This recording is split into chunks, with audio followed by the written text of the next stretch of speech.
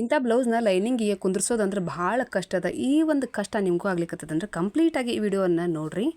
ಹಿಂಗೆ ಸಾರಿ ಒಳಗೆ ಬಂದಿರೋಂಥ ಬ್ಲೌಸ್ಗಳು ಭಾಳ ಜಾರ್ತಾವಪ್ಪ, ಲೈನಿಂಗ್ ಮೇಲೆ ಕುಂದ್ರೋದೇ ಇಲ್ಲ. ಇದನ್ನು ಹೆಂಗೆ ಸ್ಟಿಚ್ ಮಾಡೋದು? ಈಗ ನೋಡಿರಿ, ಉಲ್ಟಾ ಹೆಂಗೆ ನಾವು ನೋಡೋದು, ವೈಟ್ ಕಲರ್ ಯಾವ ಕಡೆ ಇರ್ತದಲ್ಲ ಅದು ಉಲ್ಟಾ ಅಂತ ಹೇಳಿ ಕೌಂಟ್ ಮಾಡಬೇಕು. ನೋಡಿರಿ, ಇಲ್ಲಿ ಬ್ಲೌಸ್ ಹಿಂಗೆ ಆಗ್ಬಿಡ್ತಾವ. ಈಗ ನಾ ಏನು ಮಾಡ್ತೇನೆ ಅಂದರೆ ಫಸ್ಟ್ ಮೇಲ್ಗಡೆ 1 ಇಂಚನ್ನು ಬಿಟ್ಕೊಂಡು, ಅಂದರೆ ನಮ್ಗೆ ಫೋಲ್ಡಿಂಗಿಗೆ ಬೇಕು, ಫಸ್ಟ್ ಲೈನಿಂಗನ್ನು ಕಟ್ ಮಾಡ್ಕೊಳ್ಳೋಣ. ಈಗ ಕ್ರಾಸ್ ಬೆಲ್ಟ್ ಸ್ವಲ್ಪ ನಾನು ಏನಂದ್ರೆ ಫಾಸ್ಟಾಗೆ ತೊಗೊಂಡೇನೆ, ಯಾಕಂದ್ರೆ ಭಾಳ ಲೆಂತಿ ಇರೋದ್ರಿಂದ ವೀಡಿಯೋ. ಇನ್ನು ಸ್ಟಿಚಿಂಗ್ ಅಂತೂ ನೀವು ಆರಾಮಾಗಿ ನೋಡ್ಕೊಳ್ರಿ. ಇದ್ರಾಗ ಇಷ್ಟೆಲ್ಲ ಪ್ರಾಬ್ಲಮ್ಸ್ ಬರ್ತಾವಂತೂ ನಾನು ನಿಮಗೆ ತೋರಿಸ್ಕೊಡ್ತೀನಿ. ಆಮೇಲೆ ಈಸಿಯಾಗಿ ಹೆಂಗೆ ಸ್ಟಿಚ್ ಮಾಡ್ಬೋದು ಅಂತ ನಾನು ತಿಳಿಸ್ಕೊಡ್ತೀನಿ. ಕಂಪ್ಲೀಟಾಗಿ ನೋಡಿರಿ. ಈಗ ನೋಡಿರಿ, ಒಂದು ಅರ್ಧ ಇಂಚ್ ಬಿಟ್ಕೊಂಡು ನೀವು ಕಟ್ಟಿಂಗನ್ನು ಮಾಡಬೇಕು. ಯಾವುದೇ ಕಾರಣಕ್ಕೂ ಬಟ್ಟೆ ಕಟಾನ್ ಕಟ್ಟಿ ತೊಗೊಂಡು ಕಟ್ಟಿಂಗ್ ಮಾಡಲಿಕ್ಕೆ ಹೋಗಬೇಡ್ರಿ. ಈಗ ಬ್ಯಾಕ್ ಸೈಡಿಂದ ಆಯ್ತು, ಇನ್ನು ಫ್ರಂಟ್ ಸೈಡಿಂದ ಈ ಕಡೆ ಇಟ್ಕೊಂಡು ಈಗ ನೋಡಿರಿ ಹಿಂಗೆ ಇಡಬೇಕು. ನೀವು ಕ್ರಾಸಾಗಿ ಇಡಬೇಡಿ. ಕ್ರಾಸಾಗಿ ಏನಾದ್ರು ಬಟ್ಟೆ ಇಟ್ಟರೆ ಅಂದರೆ ಕ್ರಾಸ್ ಕಟ್ಟಿಂಗ್ ಅಂತ ಹೇಳಿ ಅದು ಒಂಥರ ಗೊತ್ತಿರ್ಬೋದು. ನೀವು ಕ್ರಾಸ್ ಕಟ್ಟಿಂಗ್ ಬ್ಲೌಸ್ನೂ ಇರ್ತಾವೆ, ಬಟ್ ನಮಗೆ ಕ್ರಾಸಾಗಿ ಇಡೋದು ಬೇಡ. ಇದೇ ಥರನ ಸ್ಟ್ರೇಟಾಗಿಟ್ಟು ಕಟ್ಟಿಂಗನ್ನು ಮಾಡೋಣ. ಇಲ್ಲೂ ಸೇಮ್ ಒಂದು ಅರ್ಧ ಇಂಚ್ನಷ್ಟು ಬಿಟ್ಕೊಂಡು ನಾನು ಸರೌಂಡ್ ಫುಲ್ ಇದೇ ರೀತಿ ಕಟ್ಟಿಂಗನ್ನು ಮಾಡ್ಕೊಳ್ತೀನಿ. ಇನ್ನು ಸ್ಲೀವ್ಸ್ ನೋಡಿರಿ ಹೆಂಗೆ ಬಟ್ಟೆ ನಮ್ಗೆ ಕಡಿಮೆ ಬೀಳ್ತದೆ, ಅಟ್ಯಾಚ್ ಆಗ್ತದೆ ಇಲ್ಲಿ. ಈಗ ಸ್ಲೀವ್ಸ್ನು ಇಟ್ಟು ಒಂದು ಅರ್ಧ ಇಂಚ್ ಕೆಳಗಡೆ, ಒಂದು ಅರ್ಧ ಇಂಚ್ ಮೇಲ್ಗಡೆ ಇಟ್ಟು ಇಷ್ಟು ಅಟ್ಯಾಚನ್ನ ಮಾಡಬೇಕು. ಅದಕ್ಕೆ ಪೀಸ್ಗಳನ್ನ ಜೋಡಿಸ್ಕೊಳ್ಳೋಣ ಅಂತ. ಈಗ ಕ್ರಾಸ್ ಬೆಲ್ಟ್ ಲೈನಿಂಗನ್ನು ಕಟ್ ಮಾಡಿದ್ದೆ, ಮೇನ್ ಫ್ಯಾಬ್ರಿಕನ್ನು ಕಟ್ ಮಾಡೋಣ. ಸ್ಟಿಚಿಂಗ್ ಕರೆಕ್ಟಾಗಿ ತೋರಿಸ್ಕೊಡ್ತೀನಿ, ಎಲ್ಲೂ ನೀವು ಮಿಸ್ ಮಾಡದೆ ವಿಡಿಯೋನ ನೋಡಿರಿ, ಯಾಕಂದ್ರೆ ಭಾಳ ಯೂಸ್ಫುಲ್ ಅದಾವೆ, ಟಿಪ್ಸ್ಗಳು ಭಾಳ ಅದಾವೆ ಇದ್ರಾಗ. ಈಗ ಕ್ರಾಸ್ ಬೆಲ್ಟು ಅತಿನ ಉಳಿದಿರೋಂಥ ಪೀಸ್ಗಳಿವೆ. ನೀವು ಬೇಕಂದ್ರೆ ಇದ್ರಾಗ ಏನಂದ್ರೆ ಪೈಪಿಂಗ್ ಗಿಪಿಂಗ್ ಮಾಡ್ಕೋಬೋದು, ಬಟ್ ಭಾಳ ಬಟ್ಟೆ ಕಡಿಮೆ ಅದ ಅಂತ ಹೇಳಿ ಪೈಪಿಂಗ್ ತೊಗೊಳಿಲ್ಲ, ಹೆಮ್ಮಿಂಗ್ ಮಾಡಿಕೊಂಡೆ. ಈಗ ಈ ಒಂದು ಬಟ್ಟೆನ ನಾನು ಸ್ಟಿಚ್ ಮಾಡ್ಲಿಕ್ಕತ್ತೀನಿ. ಈಗ ಬ್ಯಾಕ್ ಸೈಡಿಂದ ಬಟ್ಟೆನ ತೊಗೊಂಡಿನಿ ನಾನು.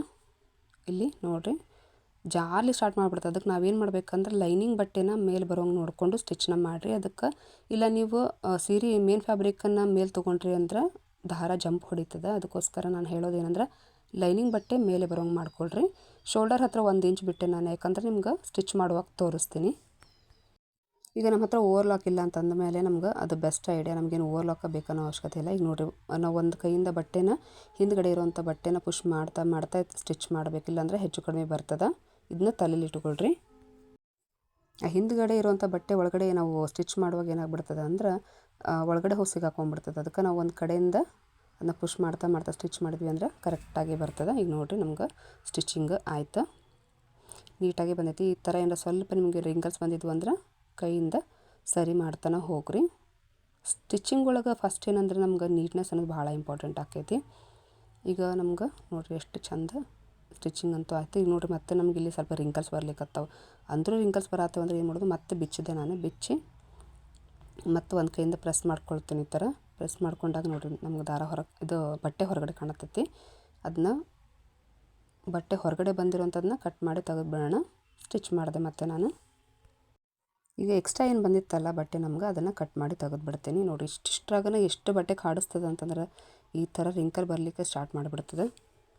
ಈಗೆಲ್ಲ ಕರೆಕ್ಟಾಗಿ ಸ್ಟಿಚಿಂಗ್ ಆದಮೇಲೆ 13.5 ಬರಲಿಕ್ಕತ್ತದಿಲ್ಲ ಅಂತ ನೋಡ್ಕೊಳ್ರಿ, ಯಾಕಂದ್ರೆ 13 ರೆಡಿ ಸೈಜ್ ಇತ್ತು. ಇಲ್ಲಿ 2 ಇಂಚು ನಮ್ಗೆ ಮಾರ್ಜಿನ್ ಅಂತ ಹೇಳಿಬಿಟ್ಟಿರ್ತೀವಲ್ಲ, ಅದಕ್ಕೆ ಮಿಡ್ಲಾಗಿ ಫೋಲ್ಡ್ ಮಾಡಿಕೊಂಡು ನೀವು ಟಕ್ಸ್ಗಳನ್ನ ಹೇಳ್ಕೊಳ್ರಿ.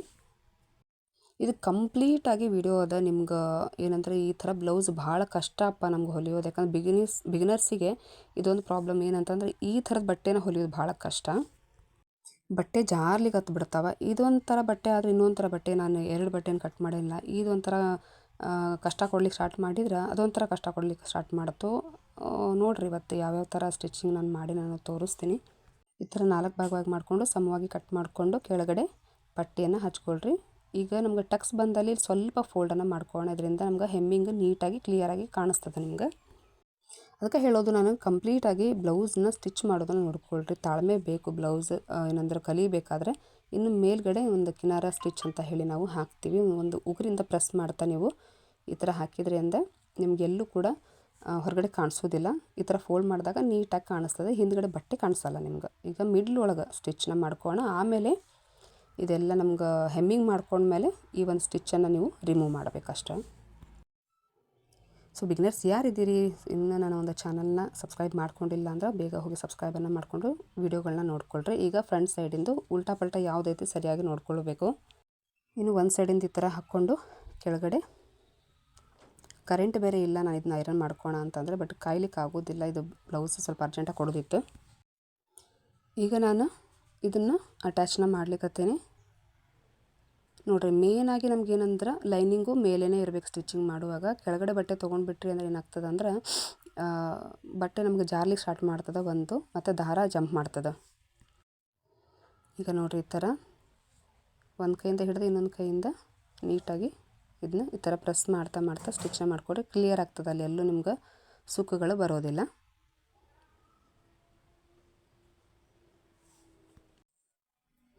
ಈ ಥರ ಎಲ್ಲ ಸ್ಟಿಚಿಂಗ್ ಎಲ್ಲ ಆದಮೇಲೆ ಮತ್ತೆ ನೀವು ಸ್ವಲ್ಪ ಪ್ರೆಸ್ನ ಮಾಡ್ಕೋಣ. ಈಗ ಉಳಿದಿರೋಂಥ ಬಟ್ಟೆ ಇನ್ನೇನದ ಎಲ್ಲ ಕಟ್ ಮಾಡಿ ತೆಗೆದುಬಿಡೋಣ. ಫಿನಿಶಿಂಗ್ ನೀಟಾಗಿ ಬಂತು. ಈಗ ಒಂದು ಸೈಡಿಂದಂತೂ ಸ್ಟಿಚಿಂಗ್ ನೀಟಾಗಿ ಬಂತು. ಇನ್ನೊಂದು ಸೈಡಿನ ಸ್ಟಿಚಿಂಗು ಕೂಡ ನಿಮ್ಗೆ ಇವತ್ತು ನೋಡ್ಕೊಳ್ಳೋಣ ಅಂತ. ಸೊ ನಾನು ಭಾಳ ಈಸಿಯಾಗಿ ಹೇಳ್ಕೊಟ್ಟೇನೆ. ಇದೊಂದು ಬ್ಲೌಸ್ ಆದಮೇಲೆ ಇನ್ನೂ ಒಂದು ಬ್ಲೌಸಿಂದೂ ಅದ್ರದ್ದು ಹೆಂಗೆ ಪ್ರಾಬ್ಲಮ್ ಇರ್ತಾವಂತ ಹೇಳಿ ತೋರಿಸ್ಕೊಡ್ತೀನಿ. ವಿಡಿಯೋನ ಎಲ್ಲೂ ಸ್ಕಿಪ್ ಮಾಡಬೇಡ್ರಿ. ಇನ್ನು ಇದು ಸೇಮ್ ಅದೇ ರೀತಿನ ಸ್ಟಿಚ್ನ ಮಾಡ್ಕೊಳ್ಳೋಣ. ಈಗ ನೋಡಿರಿ, ಸ್ವಲ್ಪ ನಮ್ಗೆ ಸುಕ್ ಬರ್ಲಿಕ್ಕತ್ತದ. ಒಂಚೂರು ನಮ್ಗೆ ಸ್ವಲ್ಪ ಜಗ್ಗಿ ಈ ಥರ ಸ್ಟಿಚ್ ಮಾಡೋದ್ರಿಂದ ನಿಮ್ಗೆ ರಿಂಕಲ್ಸ್ ಬರೋದಿಲ್ಲ. ಇದು ಒಂದು ಯೂಸ್ಫುಲ್ ಟಿಪ್ಸ್ ಅಂತಲೇ ಹೇಳ್ಬೇಕು. ಈಗ ಎರಡು ಸೈಡಿನ ಸ್ಟಿಚಿಂಗ್ ಅಂತೂ ಕಂಪ್ಲೀಟ್ ಆಯಿತು. ಇನ್ನು ಟಕ್ಸ್ಗಳನ್ನ ಹಿಡ್ಕೊಂಡು ನನ್ನ ಸ್ಟಿಚಿಂಗನ್ನು ಸ್ಟಾರ್ಟ್ ಮಾಡಿ. ಈಗ ನೋಡಿರಿ, ಈ ಒಂದು ಕ್ಲಾತ್ ಅದ ಅಲ್ಲ, ಈ ಒಂದು ಕ್ಲಾತಿಂದ ಬಟ್ಟೆ ಭಾಳ ಅಂದ್ರೆ ಭಾಳ ಜರ್ಕ್ ಹೊಡಿಲಿಕ್ಕತ್ತಿತ್ತು. ಸೊ ನೋಡಿರಿ, ಸ್ಟಿಚ್ ಮಾಡಿದ ಮೇಲೆ ಈ ಥರ ನೀವು ಸ್ವಲ್ಪ ದಾರನ ಆ ಕಡೆ ಮಾಡಿಕೊಂಡು ನೀಟ್ ಮಾಡಿಕೊಳ್ರಿ. ಸ್ವಲ್ಪ ಬಟ್ಟೆ ಅದು ಬೇರೆ, ಇನ್ನು ಇದು ಬೇರೆ ಬಟ್ಟೆ ಅದ. ಅದರಲ್ಲಿ ನಾನು ನಿಮ್ಗೆ ಕ್ರಾಸ್ ಬೆಲ್ಟನ್ನು ಹಚ್ಚೋದು ತೋರಿಸಿಲ್ಲ, ಯಾಕಂದ್ರೆ ನನಗೆ ಸ್ವಲ್ಪ ಅದು ಬ್ಲೌಸ್ ಅರ್ಜೆಂಟಾಗಿ ಕೊಡೋದಿತ್ತಂತ ಹೇಳಿ ಇದ್ರೊಳಗೆ ಕ್ರಾಸ್ ಬೆಲ್ಟ್ ಸೇಮ್ ಇದ್ರೊಳಗೆ ಅದ ಬ್ಲೌಸೇ ಇದು, ಅದೇ ಮೆಜರ್ಮೆಂಟ್ನಾಗ ಇರುವಂಥ ಬ್ಲೌಸೇ. ಈಗ ಟಕ್ಸ್ಗಳನ್ನ ನಾನು ರೆಡಿ ಮಾಡ್ಕೊಂಡೀನಿ. ಇನ್ನು ಕ್ರಾಸ್ ಬೆಲ್ಟನ್ನು ಆ ಒಂದು ಬಟ್ಟೆಗೆ ಹೆಂಗೆ ಅಟ್ಯಾಚ್ ಮಾಡೋದು. ಈಗ ನಾನು ಲೈನಿಂಗ್ ಕ್ಲಾತನ್ನು 2 ಬಟ್ಟೆ ತೊಗೊಂಡಿರೋದು. ಇನ್ನು ಮೇನ್ ಫ್ಯಾಬ್ರಿಕನ್ನು ಸಿಂಗಲ್ ತೊಗೊಂಡಿನಿ, ಯಾಕಂದರೆ ಬಟ್ಟೆ ಭಾಳ ಕಡಿಮೆ ಇತ್ತು. ಇಂಥ ಬಟ್ಟೆ ಭಾಳ ಅಂದ್ರೆ ಭಾಳ ಕಡಿಮೆನೇ ಬಂದುಬಿಟ್ಟಿರ್ತಾವೆ. ಇನ್ನು ಈ ಥರ ಒಂದು ಬಟ್ಟೆನ ನೀವು ಸ್ಟಿಚ್ ಮಾಡುವಾಗ ಉಲ್ಟಾ ಸೀದಾ ಯಾವುದು ಅಂತ ಹೇಳಿ ನೋಡಿ ಗೊತ್ತಿಡಬೇಕು. ಈಗ ನೋಡಿರಿ, ಈ ಕಡೆ ಸೈಡ್ ಉಕ್ಸ್ ಪಟ್ಟಿ ಬರುವಂಥದ್ದು ಅಲ್ಲಿ ಒಂದು ಮಾರ್ಕನ್ನು ಹಾಕ್ಕೊಂಡಿನಿ ನಾನು. ಈಗ ಇನ್ನೊಂದು ಬಟ್ಟೆ ಹಾಕೋಣ. ಓಕೆ, 2 ಬಟ್ಟೆನೇ ನೋಡಿರಿ ಒಂದಕ್ಕೊಂದು ಜೋಡು ಮಾಡಿ ಇಡಬೇಕು, ಒಂದಕ್ಕೊಂದು ಮುಖವಾಗಿ ಇರಬೇಕವು. ಹಂಗೆ ಇಟ್ಕೊಂಡು ಈಗ ಎಂಡಿಗೆ ಸ್ಟಿಚಿಂಗನ್ನು ಮಾಡೋಣ. ಈಗ ನೋಡಿರಿ, ಒಂದಕ್ಕೆ ಕರೆಕ್ಟ್ ಮುಖ ಮಾಡಿಕೊಂಡು ಇನ್ನೊಂದು ಏನು ಕಟ್ಟಿಂಗನ್ನು ಮಾಡ್ಕೊಂಡಿದ್ವಲ್ಲ ಅದನ್ನು ಈ ಥರ ಇಟ್ಟು ಸ್ಟಿಚ್ ಮಾಡೋದ್ರಿಂದ ನಿಮ್ಗೆ ಭಾಳ ಫಾಸ್ಟಾಗಿ ಬ್ಲೌಸ್ಗಳನ್ನ ಒಂದು 4-5 ಬ್ಲೌಸ್ ಅಂತೂ ಆರಾಮಾಗಿ ಸ್ಟಿಚ್ ಮಾಡ್ಬೋದು ಈ ಥರ ಮಾಡೋದ್ರಿಂದ. ಈಗ ಈ ಥರ ಟರ್ನ್ ಮಾಡಿಕೊಂಡು ಇಲ್ಲಿ ಕಿನಾರ ಸ್ಟಿಚ್ ಅಂತ ಹೇಳಿ ನಾವು ಲೈನಿಂಗ್ ಮೇಲೆ ಸ್ಟಿಚ್ ಬರೋಂಗೆ ಹಾಕ್ಕೊಳ್ರಿ.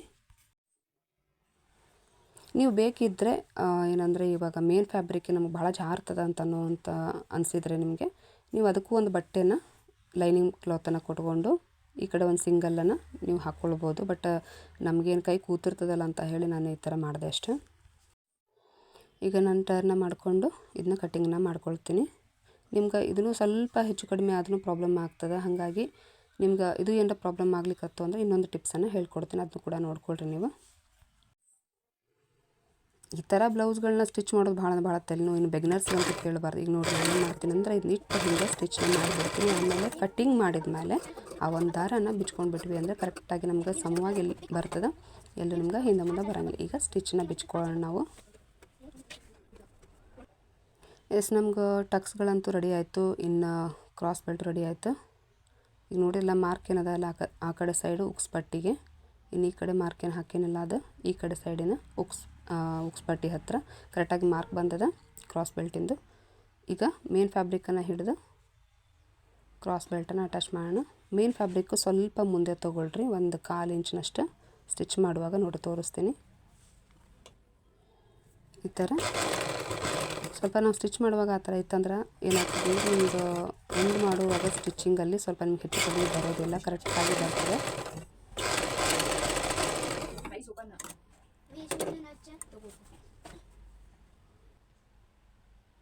ಈಗ ನಾನು ಇದನ್ನ ಫೋಲ್ಡ್ ಮಾಡಿಕೊಂಡು ಸೇಮ್ ಕ್ರಾಸ್ ಬೆಲ್ಟನ್ನು ನೀವು ಯಾವ ರೀತಿ ಅಟ್ಯಾಚ್ ಮಾಡ್ತಿರಲ್ಲ ಅದೇ ರೀತಿ, ಯಾವುದೇ ಕಾರಣಕ್ಕೂ ಮೇನ್ ಫ್ಯಾಬ್ರಿಕನ್ನು ಜಗೋದಕ್ಕೆ ಹೋಗಬೇಡಿ ಸ್ಟಿಚ್ ಮಾಡುವಾಗ ಕ್ರಾಸ್ ಬೆಲ್ಟ್ನ. ನೋಡಿರಿ, ಈಗ ರೆಡಿ ಆಯಿತು. ಒಂದು ಸೈಡಿಂದ ಎಷ್ಟು ನೀಟಾಗಿ ಎಷ್ಟು ಚಂದ ಬಂತು ಬ್ಲೌಸ್ ಅಂತ ಹೇಳಿ ತೋರಿಸ್ಲಿಕ್ಕೆ ನಿಮ್ಗೆ. ಇನ್ನು ಮೇಲ್ಗಡೆ ಶೋಲ್ಡರ್ಗೆ 1 ಇಂಚಿನಷ್ಟು ತೊಗೊಳ್ತೀವಿ, ಯಾಕಂದರೆ ಓವರ್ಲಾಕ್ ನಮ್ಮ ಹತ್ರ ಇಲ್ಲ ಅಂತಂದಮೇಲೆ ಫೋಲ್ಡ್ ಮಾಡಿ ನಾನು ಈ ಥರ ಸ್ಟಿಚ್ ಮಾಡೋದ್ರಿಂದ ನಮ್ಗೆ ಓವರ್ಲಾಕಿನ ಅವಶ್ಯಕತೆಯೂ ಬೇಕಾಗೋದಿಲ್ಲ. ಈಗ ನೋಡಿರಿ ನಾವು ಎಷ್ಟು ನೀಟಾಗಿ ನಮ್ಗೆ ಸ್ಟಿಚಿಂಗ್ ಬಂದಿದೆ. ಇನ್ನು ಇಲ್ಲಿ ಡಬಲ್ ಸ್ಟಿಚ್ಚನ್ನು ಹಾಕ್ಕೊಂಡ್ಬಿಡ್ರಿ. ನಾನು ಸಿಂಗಲ್ ಸ್ಟಿಚ್ ಅಷ್ಟೇ ನಿಮ್ಗೆ ತೋರಿಸಿರೋದು, ಬಟ್ ಹಾಕೋವಾಗ ಯಾವಾಗಲೂ ಇಲ್ಲಿ ಡಬಲ್ ಸ್ಟಿಚ್ ಬರೋಂಗೆ ನೋಡ್ಕೊಳ್ರಿ. ನೀಟಾಗಿ ನಮ್ಗೆ ಸಮವಾಗಿ ಬಂದದ. ನೋಡಿರಿ ಇಲ್ಲಿ ಮಾಡುವಂಥ ಮಿಸ್ಟೇಕ್ ಏನಂದರೆ ನಿಮ್ಗೆ ಹಿಂದೆ ಮುಂದೆ ಬರ್ತದೆ. ಇಲ್ಲಿ ಕರೆಕ್ಟಾಗಿ ಸಮವಾಗಿ ಬಂದದ ಇಲ್ಲ ಅಂತ ನೋಡ್ಕೊಳ್ರಿ. ಎಂಡಿಗೆ ಆರ್ಮ್ ಹೋಲ್ ಹತ್ರ ಮತ್ತು ಎಂಡಿಗೆ ಕರೆಕ್ಟಾಗಿ ಸಮವಾಗಿ ಇತ್ತು ಅಂದರೆ ಮಾತ್ರ ನಿಮ್ಗೆ ಒಂದು ಬ್ಲೌಸ್ ಇಷ್ಟು ನೀಟಾಗಿ ಕಾಣಿಸ್ಲಿಕ್ಕೆ ಸಾಧ್ಯ. ಇಲ್ಲಿ ನೋಡಿರಿ, ಇಲ್ಲಿ ಹಿಂದೆ ಮುಂದೆ ಒಂದು ಸ್ವಲ್ಪ ಬರ್ತದಲ್ಲ, ಈ ಥರ ಬರೋದಿಲ್ಲ. ನೀವು ಈ ಥರ ಸ್ಟಿಚ್ ಮಾಡೋಕ್ಕಿಂತ ಮುಂಚೆ ನೋಡ್ಕೊಂಡ್ರೆ. ಇನ್ನು ಉಕ್ಕು ಪಟ್ಟಿ ಮತ್ತು ಕಾಜು ಪಟ್ಟಿಗೆ ಇಲ್ಲಿ ನಾನು ಲೈನಿಂಗ್ ಬಟ್ಟೆನ ತೊಗೊಳ್ತೀನಿ. ಒಂದು 2 ಇಂಚಿನಷ್ಟು ಇದನ್ನು ನೀವು ಉಕ್ಸ್ ಪಟ್ಟಿಗೆ ಬರೀ ಲೈನಿಂಗ್ ಅಷ್ಟೇ ಈ ಕಡೆ ಸೈಡ್ ನಾನು ಅಟ್ಯಾಚ್ನ ಮಾಡ್ಕೊಳ್ಳಿಕತ್ತೀನಿ. ಇನ್ನು ನಾವು ಉಕ್ಸ್ ಪಟ್ಟಿ ಮನೆ ಹಚ್ಚುವಾಗ ಆವಾಗ ನಾವೇನು ಮಾಡಬೇಕಂದ್ರೆ ವಿತ್ ಲೈನಿಂಗ್ ಮತ್ತು ಮೇನ್ ಫ್ಯಾಬ್ರಿಕ್ ಎರಡೂ ಬೇಕಾಗ್ತದೆ. ಈಗ ನೋಡಿರಿ, ಈ ಥರ ಬಟ್ಟೆಗೆ ನೀವು 2 ಬಟ್ಟೆಯನ್ನು ಜಾಯಿಂಟ್ ಕೊಡಲೇಬೇಕಾಗ್ತದೆ. ಇದನ್ನು ತಲೆಯಲ್ಲಿ ಇಟ್ಕೋಬೇಕಾಗ್ತದೆ ನೀವು. ನೋಡಿ, ಈ ಥರ ನಮ್ಗೆ ಈಸಿ ಟಿಪ್ಸ್ಗಳಿದ್ರೆ ಸಾಕು, ನೀಟಾಗಿ ಒಂದು ಬ್ಲೌಸನ್ನು ಕಂಪ್ಲೀಟಾಗಿ ಮಾಡ್ಬೋದು ನಾವು. ಎಸ್, ಸ್ಟಿಚಿಂಗ್ ಅಂತೂ ಮುಗಿತೀನಿ. ಫೋಲ್ಡ್ ಮಾಡಿಕೊಂಡು ಇಲ್ಲಿ 2 ಸ್ಟಿಚ್ಚನ್ನು ನಾವು ಹಾಕ್ಕೊಂಡು ಫಿನಿಶಿಂಗನ್ನು ಕೊಟ್ಬಿಡೋಣ. ಈ ವಿಡಿಯೋ ಇಷ್ಟ ಆಯಿತು ಅಂತ ತಿಳ್ಕೊಳ್ತೀನಿ ನಾನು. ನೋಡಿ, ಈಗ 4 ಪೀಸ್ ನಾನು ಸ್ಲೀವ್ಸ್ ಹಚ್ಚೋದಕ್ಕೋಸ್ಕರ ಅಟ್ಯಾಚ್ ಮಾಡ್ಕೊಳ್ತೀನಿ. ಈಗ ಸ್ವಲ್ಪ ಫಾಸ್ಟ್ ಆಗದ, ಯಾಕಂದರೆ ಭಾಳ ಲೆಂತಿ ಆಗಿಬಿಡ್ತದೆ ವಿಡಿಯೋ ಅಂತ ಹೇಳಿ ಸ್ವಲ್ಪ ಫಾಸ್ಟಾಗಿ ನಾನು 3 ತೊಗೊಂಡಿನಿ. ಈಗ ಅಟ್ಯಾಚ್ ಮಾಡ್ಲಿಕ್ಕತ್ತೇನೆ. ಇದನ್ನು ಅಟ್ಯಾಚ್ ಮಾಡುವಾಗ ಸ್ವಲ್ಪ ನಿಮ್ಗೆ ದಾರ ಏನಾರ ಜಾರ್ಲಿಕ್ಕತ್ತದಂತ ಸ್ವಲ್ಪ ಜಗ್ಗಿ ನೀವು ಅಟ್ಯಾಚ್ನ ಮಾಡ್ಕೊಳ್ರಿ. ಈ ಥರ ಬ್ಲೌಸ್ ಇತ್ತು ನಿಮ್ಗೆ ಹೊಲಿಯೋದು ಗೊತ್ತಾಯಿತು ಅಂದರೆ ದಿನಕ್ಕೆ ಒಂದು 4-5 ಬ್ಲೌಸ್ ನೀವು ಆರಾಮಾಗಿ ಸ್ಟಿಚ್ನ ಮಾಡ್ಬೋದು. ಈಗ ಅಟ್ಯಾಚ್ ಎಲ್ಲ ಆದಮೇಲೆ ಸೇಮ್ ಇದಕ್ಕೆ ಅಟ್ಯಾಚ್ನ ಮಾಡೋಣ ಬರ್ರಿ. ಈಗ ನಾವು ಫೋಲ್ಡ್ ಮಾಡಿದ ಮೇಲೆ ಇಲ್ಲಿ ಒಂದು ಸ್ಟಿಚ್ಚನ್ನು ಹಾಕ್ಕೊಂಡು ಬಿಡುತ್ತೇನೆ ನಾನು ಇದಕ್ಕೆ, ಯಾಕಂದರೆ ಬಟ್ಟೆ ಸ್ವಲ್ಪ ಜಾರ್ಲಿಕ್ಕೆ ಸ್ಟಾರ್ಟ್ ಮಾಡ್ತದೆ. ಹಾಗಾಗಿ ಮೇಲ್ಗಡೆ ಒಂದು 1/4 ಇಂಚು ಅಥವಾ ಒಂದು ಅರ್ಧ ಇಂಚಿಗೆ ಸ್ಟಿಚಿಂಗ್ನ ಮಾಡಿಕೊಂಡು ಈಗ ಈಕ್ವಲ್ ಆಗಿ ಎಲ್ಲ ಈವನ್ ಆಗಿ ಒಂದು ಸ್ಟಿಚಿಂಗ್ನ ಮಾಡ್ಕೊಂಡು, ಬಟ್ ಕೈಯಿಂದ ಈ ಥರ ಅಂತಾನೆ ಇರಲಿಲ್ಲ ಅಂದರೆ ಸುಕ್ಕು ಬರ್ತದೆ ಹಿಂದಿನ ಬಟ್ಟೆ. ಅಟ್ಯಾಚ್ ಮಾಡುವಾಗ ಈ ಒಂದು ಟಿಪ್ಪನ್ನು ಯೂಸ್ ಮಾಡಿಕೊಂಡು ನಾನು ಇನ್ನು ಸ್ಲೀವ್ಸನ್ನು ಅಟ್ಯಾಚ್ ಮಾಡ್ತಾಯಿದ್ದೀನಿ. ಇನ್ನು ಕಂಪ್ಲೀಟ್ ಬ್ಲೌಸ್ ನೋಡಿದ್ರಲ್ಲ ಇವತ್ತಿನ ಒಂದು ವಿಡಿಯೋ ಒಳಗೆ ಇಷ್ಟ ಆಯಿತು ಅಂತ ತಿಳ್ಕೊಳ್ತೀನಿ. ಶೋಲ್ಡರಿಂದ ಜಾಯಿಂಟ್ ಮಾಡಿ ನೋಡಿರಿ ಅಟ್ಯಾಚ್ ಮಾಡುವಾಗ.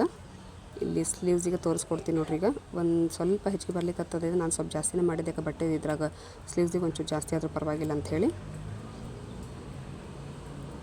ಈಗ ನೋಡಿರಿ, ಅಲ್ಲಿಂದ ನಾವು ಇಲ್ಲಿ ಕಟ್ ಮಾಡಿ ಒಂದಿಷ್ಟು ನಾವು ಮಾರ್ಕನ್ನು ಹಾಕ್ಕೊಂಡಿದ್ವಲ್ಲ, ಸ್ಟ್ರೇಟಾಗಿ ಒಂದು ಲೈನನ್ನು, ಇನ್ನು ಮಾರ್ಜಿನ್ ಅಂತ ಹೇಳಿ 2 ಇಂಚ್ ಬಿಟ್ಕೊಂಡಿದ್ವಿ, ಅದನ್ನ ತಲೆಯಲ್ಲಿ ಇಟ್ಕೋಬೇಕು ನೀವು.